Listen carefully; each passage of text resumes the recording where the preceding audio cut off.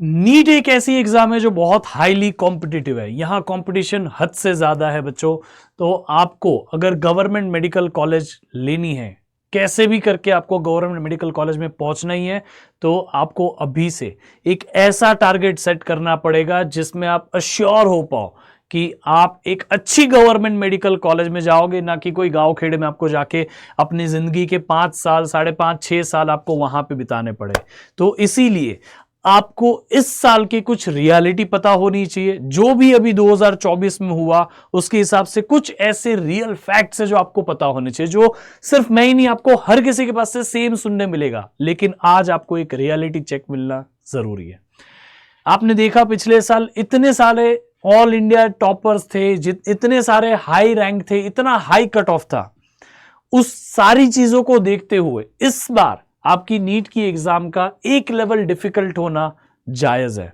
आपकी कंपटीशन को थोड़ा रेगुलराइज करने के लिए नीट की जो एग्जाम है वो एक लेवल तक ऊपर जाएगी। इस बार में आपको थोड़ा पेपर डिफिकल्ट भी दिख सकता है इस आपकी नीट की अटेम्प्ट में। तो जरूर आप इस चीज को दिमाग में रख के चलिएगा कि इस साल आपको इसके पहले जितनी नीट की एग्जाम हुई उसके कंपेयर में एक डिफिकल्ट लेवल का एग्जाम देना पड़ेगा। और इसमें आप अभी तक में अगर 680 आराम से ला पा रहे थे, तो आप मान लो कि 20 मार्क का आपको गैप मिलेगा अगर आप इस साल का पेपर अटेम्प्ट करोगे। यानी वही सेम पेपर आपको इस साल 650 तक ही पहुंचा सकता है। तो इस साल के लिए आपको मेहनत ज्यादा करनी पड़ेगी, क्योंकि 680 प्लस लाना ये इस बार हर बच्चे के हाथ में नहीं होगा। बहुत हाई, बहुत इंटेंस कंपटीशन होगी और ये 680 लाना बहुत मुश्किल हो जाएगा। 680 के ऊपर जाना बहुत मुश्किल हो जाएगा। आप सभी के लिए एक अच्छी गवर्नमेंट मेडिकल कॉलेज लेना बहुत जरूरी है। इसीलिए अभी से ये एक टारगेट रखिए। 720 आउट ऑफ 720 बेस्ट है, लेकिन आपको मिनिमम 680 लाना है। 680 से नीचे मत जाना बेटा। आपको बहुत दूर कॉलेज में जाना पड़ेगा, भले आपको गवर्नमेंट कॉलेज मिल जाए। 680 में से 650 के नीचे चले गए तो आपको गवर्नमेंट मेडिकल कॉलेज मिलने के चांसेस भी हट जाएंगे। आपने देखा इस साल ही कट ऑफ 650 के ऊपर गया है। तो आपको एक बेस्ट और सेफ स्कोर बताता हूं, यही आपके लिए सेफेस्ट स्कोर रहेगा बेटा। ये सबसे सेफेस्ट है, ये सबसे बेस्ट स्कोर है कि 680 को क्रॉस कर लो। कैसे करेंगे उसके लिए मैं कुछ आपको बातें बताता हूं। जब हम बोलते हैं 680 प्लस लाना ही है हमें, तो उसके लिए हमें कुछ चीजों का ध्यान रखना पड़ता है कि हर सब्जेक्ट में एक बैरियर को तोड़ना पड़ेगा।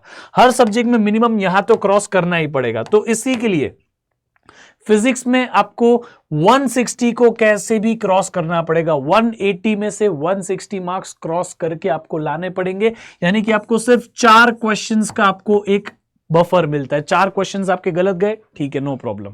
फिर इसी तरह से केमिस्ट्री के अंदर आपको 170 को क्रॉस करना ही पड़ेगा। मैंने लेवल वाइज आपको दिया है, तो केमिस्ट्री में आप थोड़ा ज्यादा स्कोर कर सकते हैं, लेकिन 170 आपका मिनिमम है। 180 में से 170 आपको सिर्फ 2 क्वेश्चंस रॉन्ग करने का अलाउड है। उसके ज्यादा कर दिया केमिस्ट्री में पीछे हो गए, 680 से पीछे हो जाओगे। इसी तरह से आप बायोलॉजी में 350 को क्रॉस करना ही पड़ेगा। 360 में से 350, यानी कि आपको सिर्फ 10 मार्क का यहां पे मिलेगा वेरिएशन, यानी 2 क्वेश्चंस का वेरिएशन मिलेगा। यानी कि नीट में आपको जितने क्वेश्चंस है उन क्वेश्चंस में आपके पास में सिर्फ और सिर्फ बफर में इतने क्वेश्चन है, 4 + 2 + 2, यानी कि टोटल 8 क्वेश्चंस। अगर आप 8 क्वेश्चंस को सिर्फ एक्स्ट्रा लेके चलो, अगर 8 से एक 9वां क्वेश्चन भी आपका गलत हो गया ना, आपके पास इससे बड़ी गलती की कोई सजा ही नहीं है, क्योंकि आप 680 को टच नहीं कर पाओगे। आप अच्छी गवर्नमेंट मेडिकल कॉलेज फिर नहीं ले पाओगे।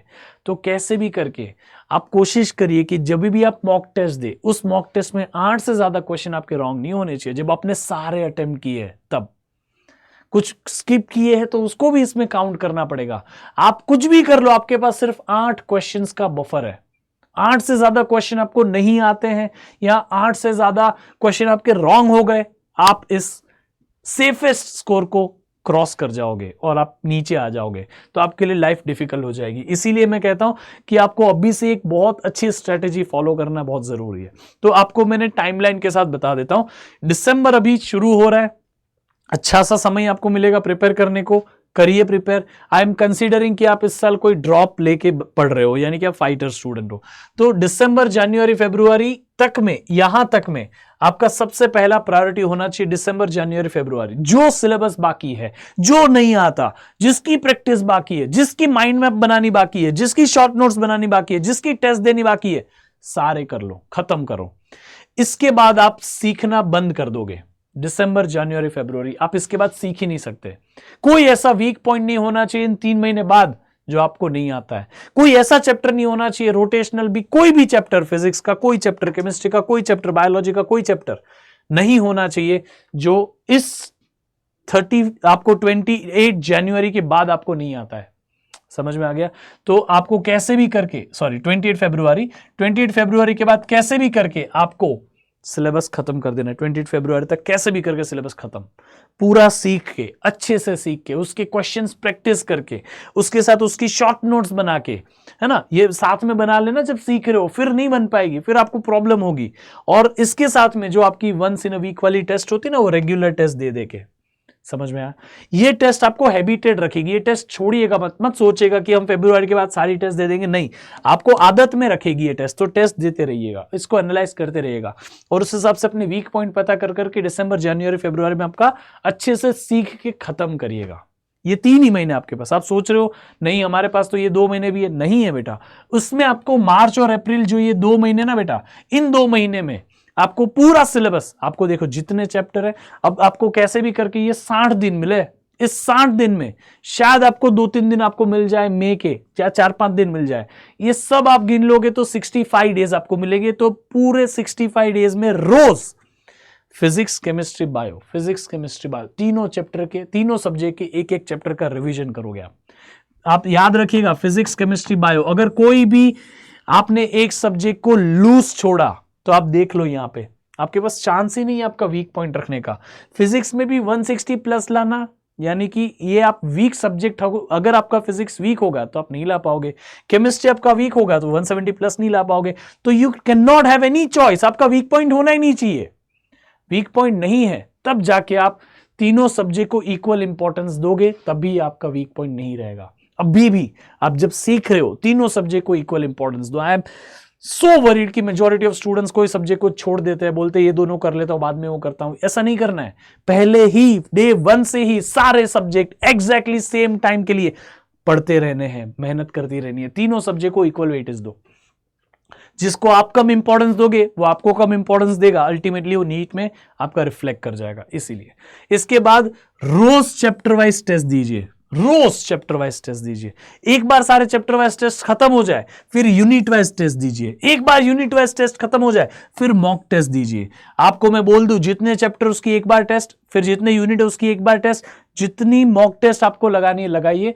मैं आपको मिनिमम नंबर बता देता हूं कि मिनिमम आपको ना मिनिमम 10 मॉक टेस्ट तो लगानी ही चाहिए। 10 मॉक टेस्ट सीरियस वाली, एग्जैक्ट नीट के जैसी।